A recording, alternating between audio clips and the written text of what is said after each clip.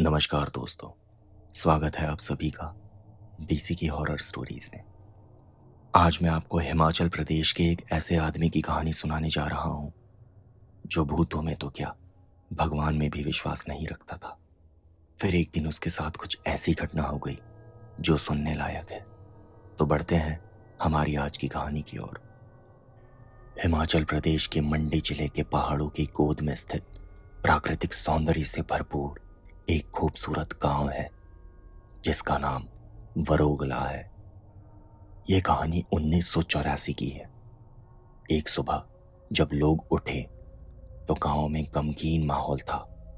पिछली रात उस गांव के चौकीदार गिरधर को एक जंगली तेंदुए ने मार डाला था। लोगों के अनुसार कल चौकीदार गिरधर किसी काम से मंडी गया था और उसे लौटने में देर हो गई। जब वो देर रात को मंडी से गांव लौट रहा था तो गांव में प्रवेश करने से पहले नदी के ऊपर बनी काठ के पुल को पार करने से पहले सड़क के चारों ओर काफी घना जंगल है। उसी जगह घात लगाकर बैठे तेंदुए ने आक्रमण किया और गिरधर को मार डाला। सुबह जब एक लकड़हारा जंगल में लकड़ी लेने गया तो उसे गिरधर की लाश मिली। जल्द ही वहां गांव वालों की भीड़ इकट्ठा हो गई। लाश की स्थिति काफी डरावनी थी। लाश को देखकर हर कोई दहशत में चला जाता।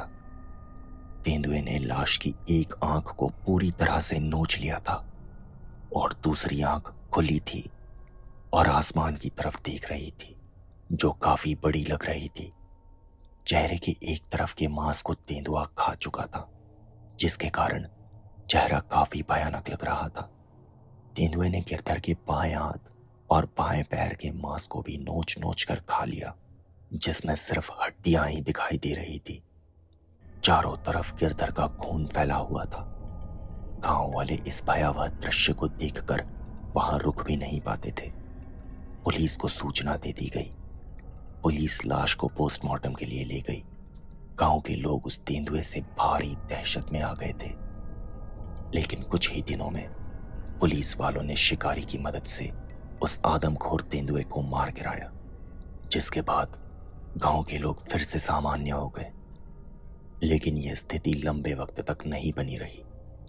कुछ ही महीने बाद गांव में एक बार फिर से दहशत फैल गई। लेकिन इस बार ये दहशत तेंदुए की नहीं बल्कि गिरधर के प्रेत की थी। गांव के कई प्रत्यक्षदर्शियों के अनुसार देर शाम को जब वो मंडी से गांव लौट रहे थे तो नदी के ऊपर बने काठ के पुल के पहले जंगल वाली सड़क पर गिरधर के प्रेत को उन्होंने विचरण करते देखा। पूरे गांव के लोग दहशत में आ गए। लोग रात में जंगल पार करने से डरने लगे। अब लोग शाम ढलने से पहले ही गांव लौट आया करते थे। हालांकि गांव में कुछ ऐसे भी लोग थे जो भूत प्रेत की बातों में यकीन नहीं रखते थे। उन्हीं लोगों में से एक थे महाशय रामदास अवस्थी। मंडी के एक सरकारी स्कूल में शिक्षक थे और कम्युनिस्ट विचारधारा के पक्के अनुयायी थे। भगवान और भूत में उनका तनिक भी विश्वास नहीं था। जब गांव में गिरधर के प्रेत देखे जाने की चर्चा उन्होंने सुनी तो गांव वालों को जमकर खरी खोटी सुनाई। उस दिन बाजार में अपनी घड़ी ठीक करवाने में उन्हें देरी हो गई, जिसके कारण उन्होंने रात 9 बजे की आखिरी बस पकड़ी। करीब 2 घंटे बाद बस जंगल से होकर गांव की तरफ जाने वाली सड़क के सामने रुकी। रामदास बस से उतर गए। बस अपने गंतव्य स्थान की ओर चली गई। रात के करीब 11 बज रहे थे। चारों तरफ गुप्त अंधेरा छाया हुआ था। रामदास ने बस से उतरते ही अपनी टॉर्च जलाई। उस घने जंगल से निशाचर जीव जंतुओं की डरावनी आवाजें आ रही थी जो उस अंधेरी और शांत रात में दिल में दहशत पैदा कर रही थी। चारों तरफ धुंध छाया हुआ था जिसके कारण दूर तक दिखाई नहीं दे पा रहा था। हालांकि रामदास उस चौकीदार गिरधर के मरने से पहले भी कई बार इस रास्ते से रात में गुजर चुके थे, लेकिन आज पता नहीं क्यों उनके दिल में एक अजीब सा डर पैदा हो रहा था। शायद पिछले 1 महीने से बार बार गिरधर की प्रेत देखने की कहानी सुनकर उनके मन में भी डर फैल गया था। वो चुपचाप उस सुनसान सड़क पर चले जा रहे थे। उनके चेहरे पर इस ठंड में भी पसीना चलने लगा था। उनके कदमों से सड़क पर पड़े पत्तों की हल्की कड़कड़ाहट की आवाज आ रही थी। रामदास ने अपने हाथ पर बंधी घड़ी पर टॉर्च जलाकर देखा तो रात के 12 बज रहे थे। गांव में प्रवेश करने वाला काठ का पुल अब लगभग कुछ ही दूरी पर था। अचानक ही उन्हें अपने पीछे से कुछ दूरी पर पत्ते खड़खड़ाने की आवाज आई। उनके दिल की धड़कनें बढ़ने लगी। उनके चेहरे पर आतंक का भाव आ गया था। उनके जैसा बड़ा कम्युनिस्ट जिसने आज तक भगवान को सिर्फ गालियां ही दी थी, भगवान का नाम जपना शुरू कर दिया था। उन्होंने हिम्मत करके पीछे देखा। टॉर्च की रोशनी कुछ दूर पर खड़ी एक नेवले पर पड़ी। उन्होंने पुनः पुल की तरफ बढ़ना शुरू कर दिया। रामदास पर डर इतना हावी हो गया था कि अब वो हनुमान चालीसा पढ़ने की कोशिश करने लगे, पर लंबे अरसे से अभ्यास ना होने के कारण उन्हें हनुमान चालीसा ठीक से याद भी नहीं आ रही थी। वो सिर्फ भगवान का नाम लेने लगे। अभी 10 कदम आगे बढ़े ही होंगे कि उन्हें एक कठोर और थरथराती आवाज सुनाई दी। रामदास, रामदास। कोई ठीक उनके पीछे उनका नाम पुकार रहा था। उन्होंने हिम्मत करके पीछे देखा तो उनकी आंखें दहशत के मारे खुली रह गई। उनका टॉर्च उनके हाथ से नीचे गिर गया। सामने एक अजीब सी आकृति खड़ी थी जिसकी एक आंख गायब थी। वहां एक बड़ा सा गड्ढा दिखाई दे रहा था। उसके चेहरे की एक तरफ की हड्डी दिख रही थी और उसके एक हाथ और पैर के मांस गायब थे। वो गिरधर का प्रेत था।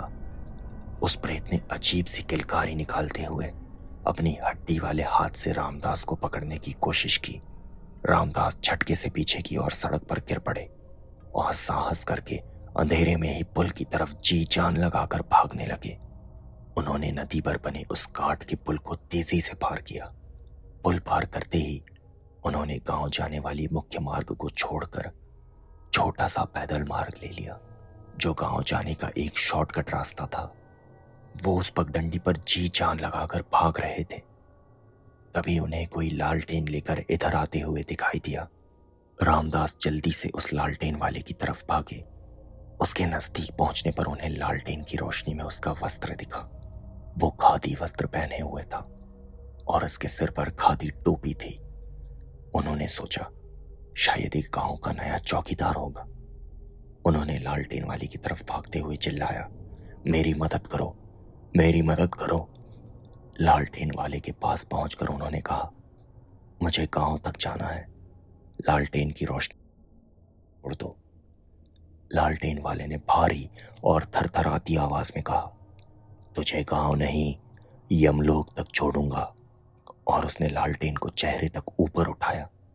वही भयानक दृश्य, उस प्रेत ने अपने बिना मांस वाले हाथ की हड्डी से एक ही झटके में रामदास के गले में छेद कर दिया।